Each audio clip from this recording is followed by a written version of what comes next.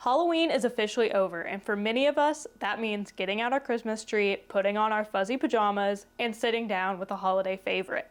But if you're like me and you're a Holmes fan, you might not have many holiday favorites to choose from. Okay, sure, we've got the 1984 production of The Blue Carbuncle. That's a classic, and I'll be watching that every single year. And we have a few scenes sprinkled in to BBC Sherlock.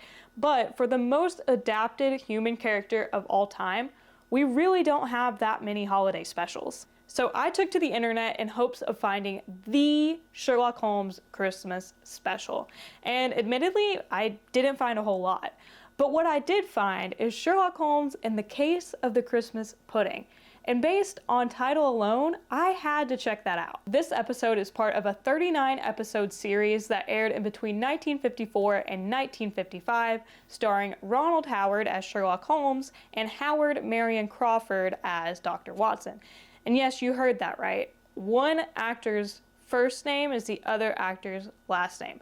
It got a little confusing when doing the research for this. Oddly enough, this episode aired in April, which is an odd choice for a Christmas special, but it seemed to have been popular nonetheless. On IMDb, this is one of the most popular episodes of this series, so I think it was a good place for me to start as someone unfamiliar with Ronald Howard's Holmes. In the grand timeline of Holmes adaptations, this series falls right after Basil Rathbone's iconic portrayal and right before Peter Cushing was to bring us the first in-color Holmes. This series suffered a lot, partially I think because of this timing. At this time, Basil Rathbone was the Holmes, and I don't think a lot of people were willing to go up against that, and it had a shoestring budget.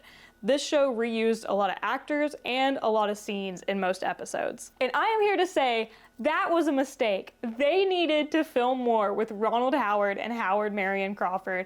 I'm not even all the way through the series yet, and I'm obsessed with them. I do not want it to ever be over. Interestingly, it was made for an American audience, and it was the only Holmes produced by an American studio until Elementary came out in 2009. Why? Because I think we perfected it back in 1954. I don't think they needed to do it again. That is the American production of Sherlock Holmes, and we're proud of it, baby. I don't want to talk much more about the history of this series because I would love to do a deep dive into it later on in a separate video, but for right now, let's dive into Sherlock Holmes in the Case of the Christmas Pudding. In the first snowy scene, we meet our protagonist, John Henry Norton, as he receives his sentence for killing not one, but 6 of his wives.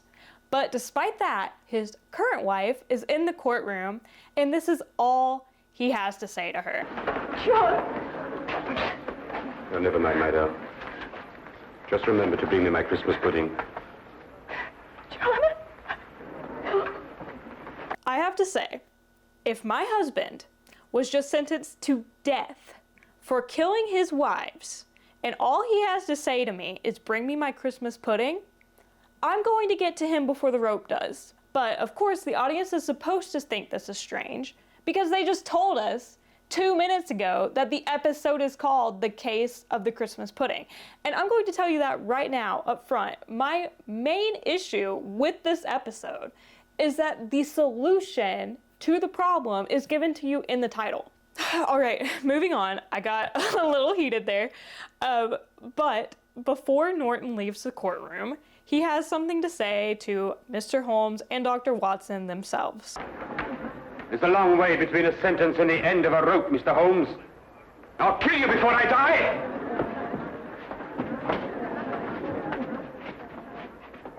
I swear it! At first, Holmes seems pretty unaffected by this, and this next scene is the first meeting that I had with this version of Sherlock Holmes and Dr. Watson, and I have to say, it's a pretty good one. Go ahead and take a look.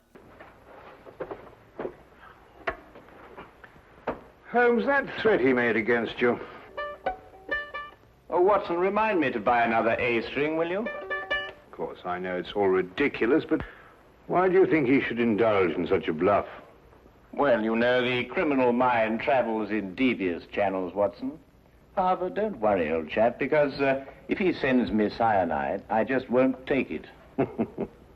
Right off the bat, I have to say I really like Howard's casual, almost smug approach to playing Holmes. And of course, I love that Crawford is playing Watson as thoughtful and inquisitive. But I don't want to talk too much about them right now because they have a lot of great dialogue in this episode, and I'm a little distracted by what I can only assume is Mrs. Norton's Christmas pudding.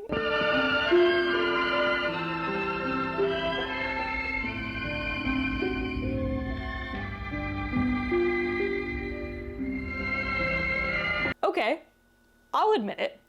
I'm a little unfamiliar with the concept of a Christmas pudding.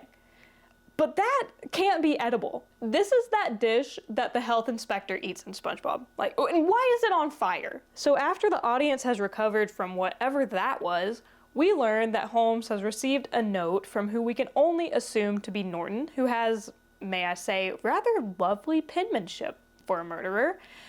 So Holmes and Watson decide to set off to jail and make sure that he's just still in place. So they talk to Norton, and Norton only has lovely things to say to the both of them. What do you want? After they leave, Mrs. Norton shows up with the abomination that she has created very lovingly for her husband. Now, in this jail, they are allowed to give gifts to the inmates, but they have to be inspected first. So the governor uses what is the dullest knife he could find to cut through this Christmas pudding. He determines that there's nothing unusual in it, and Mrs. Norton is allowed to rewrap it and deliver it to her husband herself. After this, we go back to Baker Street, and we learn that Holmes is far more on edge than he originally let on, even going as far as to pull out a gun when Watson comes home. He tries to play this off, and we're given a great example of how Victorian men really loved to talk about things without actually addressing them directly. It's a little hard to explain, but just watch this scene and you'll learn what I mean. Watson, I'd take it very kindly if you could, well, clear out of here for a week or so. Take a room at a hotel. Oh, why? Well, I've some research work to do on blood types. And I think I'd get through it much more quickly on my own. I'll foot the bill, of course. Nonsense. All the same, I wish you'd go. Nonsense. I insist, Watson. There's no reason at all why you should risk your life. Look here, old man. Your danger is quite enough for me. Now, not another word, eh? This was the scene that convinced me to watch the rest of the series. As someone who has consumed a lot of Sherlock Holmes content, this is very believable Holmes and Watson dialogue. I think one of the reasons that we return to these two characters so often is because they are complicated and they are difficult to pin down. For me, Ronald Howard and Howard Marion-Crawford have done that. I'll say it. They're underrated. I think they need more appreciation in the Sherlock Holmes fandom. But let's not get too distracted. After all, this is John Henry Norton's story, and he is currently being guarded by the villain from Meet the Robinsons. And as he dozes off, one of two things happens. Number one, either Norton has superhuman strength, or number two, England really cut the budget when they were building this cell. Whoever made those things is the same person that made the fire poker in the Jeremy Brett series. It's a Sherlock Holmes channel. Come on, you gotta be with the references, all right? Regardless, Norton is now out and on the foggy streets of London. Holmes tells Watson that he doesn't think Norton will do anything before consulting with his wife, and that Watson should go wait at the Nortons' home. Watson, always being so willing to help, does so, and the audience rolls their eyes. Side note, let's rewind a little bit. Take a look at Watson's dressing gown here. I recently saw a post that rated every single dressing gown to appear in a Sherlock Holmes adaptation, and this one has to be up there. This one's really great. Look at that dapper little fella. Meanwhile, of course, Norton is not with his wife.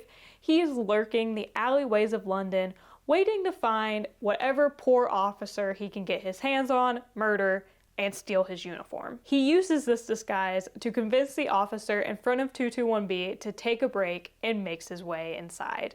He finds the door unlocked, doesn't think this is suspicious at all, and then pulls out a comically small revolver. Luckily, Holmes has placed the dummy from the empty house in his desk chair, and in the dark, Norton can't tell the difference. So he fires 2 shots and leaves just in time for Watson to throw him down a set of stairs. Watson, of course, bursts into the flat to check on Holmes, and this next scene is one of the many that got an actual laugh out loud out of me. Holmes, are you all right?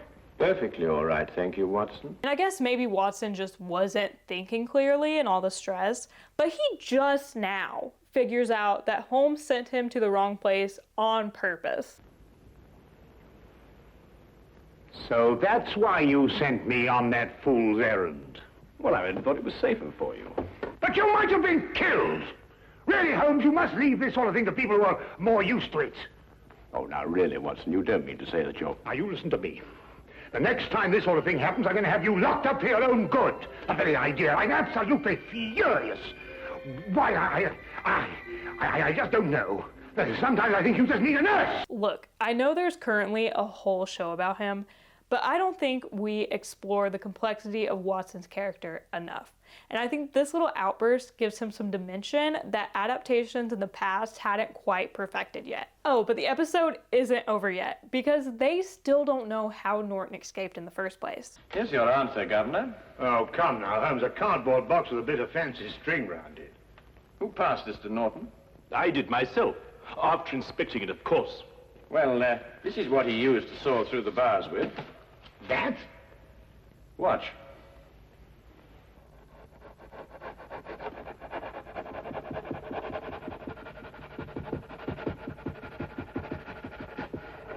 Now take a look at that. Well, how's that possible? What's the hardest substance known? A diamond.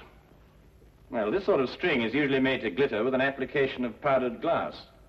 But if a section of it is made on a stronger base with a coating of diamond dust instead, then you have a very effective cutting tool indeed.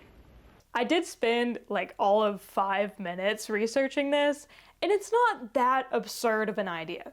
Diamond-coated wire does exist. Could it be used as the ribbon on a Christmas gift? Not sure, but this is plausible to me. And you gave it to Norton yourself, Governor. It's extraordinary.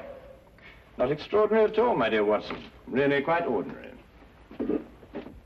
After all, diamond dust has been cutting steel for a good many years. Shall we go? Oh, Merry Christmas, Governor. Of course. Merry Christmas, Dr. Holmes, Mr. Holmes, Dr. Watson. A very Merry Christmas.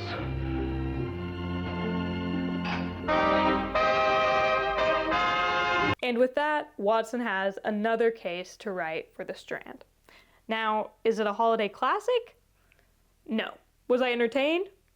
Absolutely. Even with the title spoiling the ending, I think the diamond-coated wire was a fun little twist. Now, was the dummy in the chair a little bit too easy? Yeah, but it did make me laugh. Read any comment section on a video about Sherlock Holmes, and you will find that fans love to take this pair way too seriously. There's this very almost Looney Tunes style of humor weaved throughout the episode that creates this refreshing dichotomy between the seriousness of the case and the humor of the original stories that so often gets overlooked. So with that being said, I'm gonna watch the rest of the series. And if you want to join me, they are pretty much everywhere on YouTube. They're also on the free Internet Archive that I have linked below. Also keep an eye on this channel because I'm going to be posting a schedule eventually of when I'll be doing some live watch-alongs of older episodes such as these. I just have to wait for the internet to be installed in my house. If you want shorter content, be sure to check me out on TikTok. And if you're here from TikTok, be sure to say hi. I love you guys. Thank you for all your support so far. I wouldn't have started a YouTube channel if it wasn't from all the love I got from you already. I don't really have a sign-off yet like other YouTubers do. I mean, I'm not a YouTuber, but I feel like I should have a professional sign-off. But for now, just let the credits roll. Wait, I forgot to say the whole comment, like, subscribe thing that everybody does on YouTube. So do that, but you already know that.